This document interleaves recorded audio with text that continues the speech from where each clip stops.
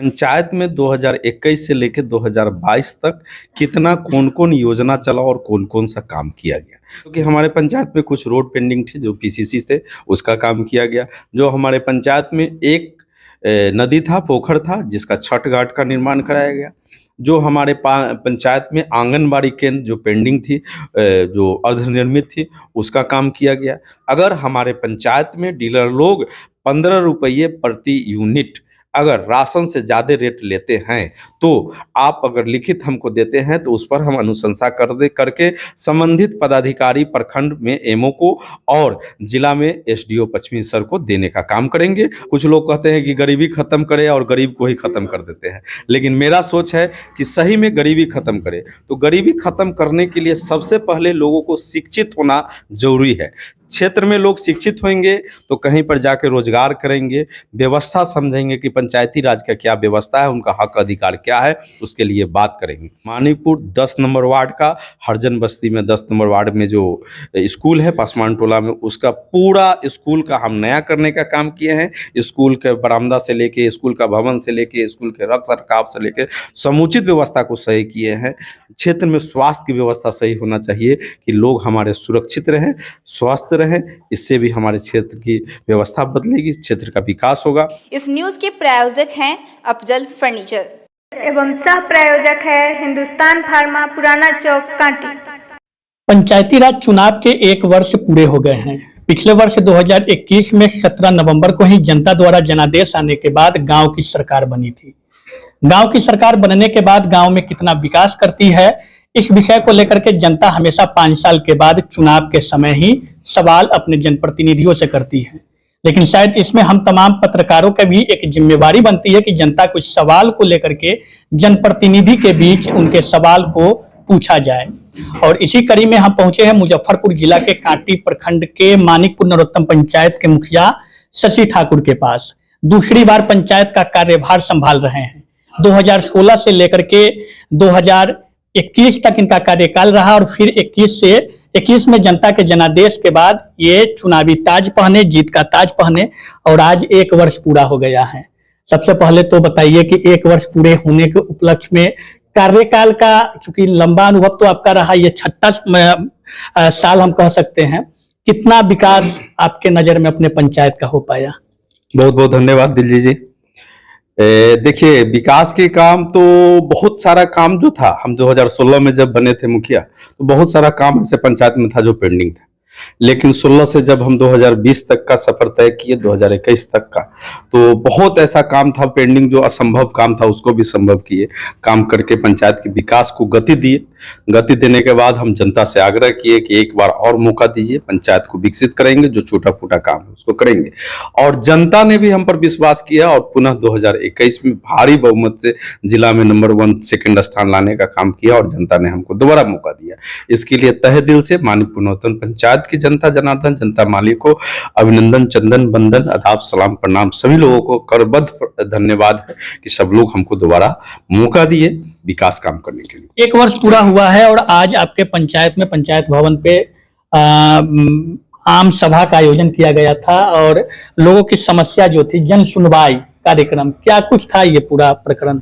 देखिए, अभी ये सोशल ऑडिट चल रहा था 21 और 22 का, 2021 और 22 का ये सोशल ऑडिट था जो सरकार द्वारा था कि पंचायत में 2021 से लेकर 2022 तक कितना कौन कौन योजना चला और कौन कौन सा काम किया गया। तो 2021 से लेकर 2022 के बीच में जो काम चला है उस पर आपको हम विस्तार से कुछ चर्चा कर देते हैं। जो कि हमारे पंचायत में कुछ रोड पेंडिंग थी जो पीसीसी से उसका काम किया गया। जो हमारे पंचायत में एक नदी था, पोखर था, जिसका छठ घाट का निर्माण कराया गया।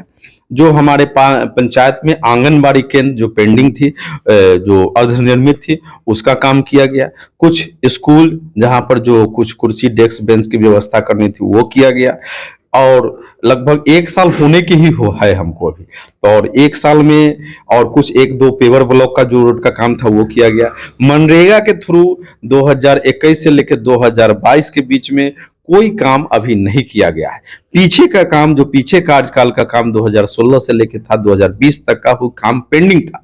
जो काम की उसको अभी काम चालू था, लेकिन उसका पेमेंट के अभाव में काम नहीं था, वही काम अभी चल रहा था, जिसका जी अभी सोशल ऑडिट के माध्यम से ही हमको मालूम चला कि वो काम अभी चल रहा है, जो कि 2021 से लेकर 2022 तक अभी कोई काम मेरे कलम से नहीं हुआ है। मनरेगा का एक भी योजना हम नहीं खोले हैं, क्योंकि मनरेगा का जो व्यवस्था है और पेमेंट की जो व्यवस्था है, उसमें हम अपने क्षेत्र की जनता से और हम अपने जो जॉब कार्डधारी जो है लोगों से बात किए, तो लोग कहे कि हम लोग असक्षम है ये काम करने में, क्योंकि 3-3 साल पेमेंट पेंडिंग रह जाता है, इसलिए काम नहीं हो पाया। अभी फिलहाल विकास की काम यही हो पाई है। कई बिंदु थे, जो ऑडिट की बात आ रही है उसमें शायद प्रमुख 4 बिंदुओं पे ऑडिट होना था।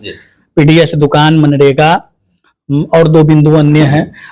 तो आपने मनरेगा की बात बताई, और अन्य जो 3 बिंदु है उस पे क्या कुछ ऑडिट में पाया गया? जी, जैसे प्रधानमंत्री आवास भी था इसमें सम्मिलित, ये डीलर का भी था, स्वच्छता का भी था, और उसके बाद में जो विकास के काम रोड रास्ता था उस सब पर भी था। तो रोड रास्ते के बारे में भी हम आपको बता दिए।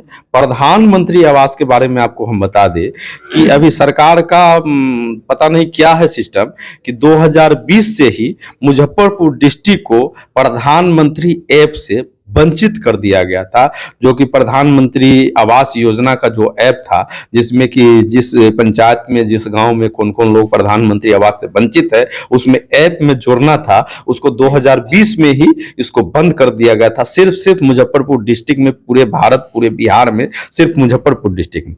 तो उस समय से लेके मुजफ्फरपुर डिस्ट्रिक्ट में भी हम लोग धरना प्रदर्शन दिए थे। तत्कालीन जो सांसद अभी अजय निषाद और सांसद बीना देवी है, उनसे भी उनको द्वारा लेटर लिखवा के प्रधानमंत्री कार्यालय भेजे थे।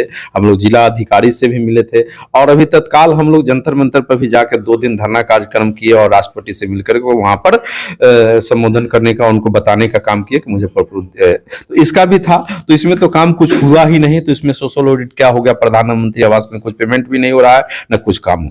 तीसरा, हमारे क्षेत्र में जो ये मनरेगा का पीडीएस का था, तो पीडीएस में हमारे कुछ जनता द्वारा कुछ आवाज उठाया गया कि डीलर लोग द्वारा राशन समय मिलता है, राशन में कोई दिक्कत नहीं है, लेकिन कुछ कठिनाइयां बताई गई। एक पहला कठिनाई कि डीलर जो पैक्स मशीन है, पॉक्स मशीन जिसमें हाथ का फिंगर लेते हैं, वो पॉक्स मशीन रात को आके फिंगर लगवाते हैं। तो हम पता किए तो मालूम चला कि जो सरकार की जो तंत्र है, सरकार की जो व्यवस्था है, उसमें उनका जो लिंक है वो फेल रहता है दिन के समय। शाम के 6 बजे के बाद ही वो लिंक खुलता है, तो इसलिए डीलर जो जाके वहां पर फिंगर लगाते हैं। कुछ लोगों का कहना था कि डीलर लोग रेट ज्यादा लेते हैं, तो हमने जनता से आग्रह विनती किया कि अगर आप लोगों से रेट एक्स्ट्रा लिया जाता है, रेट में कोई कठिनाई होती है, राशन समय नहीं मिलता है, तो आप लिखित कंप्लेन हमको दीजिए। अगर हमारे पंचायत में डीलर लोग 15 रुपये प्रति यूनिट अगर राशन से ज्यादा रेट लेते हैं, तो आप अगर लिखित हमको देते हैं तो उस पर हम अनुशंसा करके संबंधित पदाधिकारी प्रखंड में एमओ को और जिला में एसडीओ पश्चिमी सर को देने का काम करेंगे, और इस पर सुचारू ढंग से हमारे क्षेत्र के डीलर लोग राशन बांटे और जनता को मिले, इस पर हम काम। वजन कम भी देने की बात सामने आई है। हाँ, वजन कम देने की भी बात आई है। वजन तो देखिए, वजन का तो है, माप तौल की बात है, और वजन ज्यादा कम की बात नहीं थी, आधा किलो और 1 किलो कम की बात है। तो हो सकता है कि तौलने में भी कम ज्यादा हो सकती है, और राशन जो लेने देने का भी बात है, तो जो तराजू जो है, बटखारा जो है, चाहे जो डिजिटल जो है, हर जगह की अलग अलग व्यवस्था है। तो हो सकता है कि उनके यहाँ तौले तो वो ठीक है, आगे जाके वो तले तो कम है, कहीं कम ज्यादा, तो ये बड़ी मैटर नहीं है। मैटर मेन था कि राशन में रेट ज्यादा का, तो जिस पर हमने बात किया है और अनाउंस कर दिया है जनता से कि अगर सही रेट में राशन नहीं देते हैं तो उस पर हमको लिखित शिकायत करें, उस पर हम आगे की कार्रवाई करें। और आगे क्या योजना है? चूंकि ये 1 साल ही आपके कार्यकाल के हुए, 4 साल अभी काफी लंबा समय बचा हुआ है, क्या करना चाहते हैं पंचायत के लिए, जो पंचायत डेवलपमेंट कांटी में अव्वल है? देखिए, पंचायत में हम तो सोचे थे, हमारा सोच 2 ही था पंचायत में, कि एक सबसे पहले कि जब से हम प्रतिनिधि बने कि जाति पाति को खत्म करे, दूसरा सोच था कि गरीबी खत्म करे। तो कुछ लोग कहते हैं कि गरीबी खत्म करे और गरीब को ही खत्म कर देते हैं, लेकिन मेरा सोच है कि सही में गरीबी खत्म करे। तो गरीबी खत्म करने के लिए सबसे पहले लोगों को शिक्षित होना जरूरी है। क्षेत्र में लोग शिक्षित होंगे तो कहीं पर जाके रोजगार करेंगे, व्यवस्था समझेंगे कि पंचायती राज का क्या व्यवस्था है, उनका हक अधिकार क्या है, उसके लिए बात करेंगे। तो शिक्षित होने के लिए अपने क्षेत्र की सारे स्कूल, जितने भी हमारे प्राथमिक स्कूल है, जो मिडिल स्कूल है, उसकी व्यवस्था को सुचारू ढंग से, अच्छा ढंग से चलाने के लिए जितने भी हमारे क्षेत्र के स्कूल है, सबका हम लगभग काम कराना शुरू करा दिए हैं। जिसमें पहला 1 साल के अंदर में पहला स्कूल का काम करा है मानीपुर 10 नंबर वार्ड का, हरजन बस्ती में 10 नंबर वार्ड में जो स्कूल है पासवान टोला में, उसका पूरा स्कूल का हम नया करने का काम किए हैं। स्कूल के बरामदा से लेके, स्कूल का भवन से लेके, स्कूल के रख रखाव से लेके समुचित व्यवस्था को सही किए हैं। दूसरा, क्षेत्र में स्वास्थ्य की व्यवस्था सही होना चाहिए कि लोग हमारे सुरक्षित रहें, स्वस्थ रहें, इससे भी हमारे क्षेत्र की व्यवस्था बदलेगी, क्षेत्र का विकास होगा। इसके लिए भी हमारे क्षेत्र में मानीपुर पंचायत में एक ही उप स्वास्थ्य केंद्र हुआ करता था, जो कि मानीपुर पंचायत में बरियारपुर में हुआ करता था। तो हम पहले टर्म में ही 2016 में जब मुखिया बने थे तो अपने क्षेत्र की व्यवस्था देख करके और क्षेत्र की जो लंबाई चौड़ाई है, क्षेत्र को जो डायग्राम है, उसको देख करके हम सरकार से मांग किए थे और लेटर लिख के भेजे थे कि हमारे क्षेत्र में, क्षेत्र के दूसरे कोने पर भी एक उप स्वास्थ्य केंद्र बने। मांगे थोड़ा था लेकिन मिला ज्यादा।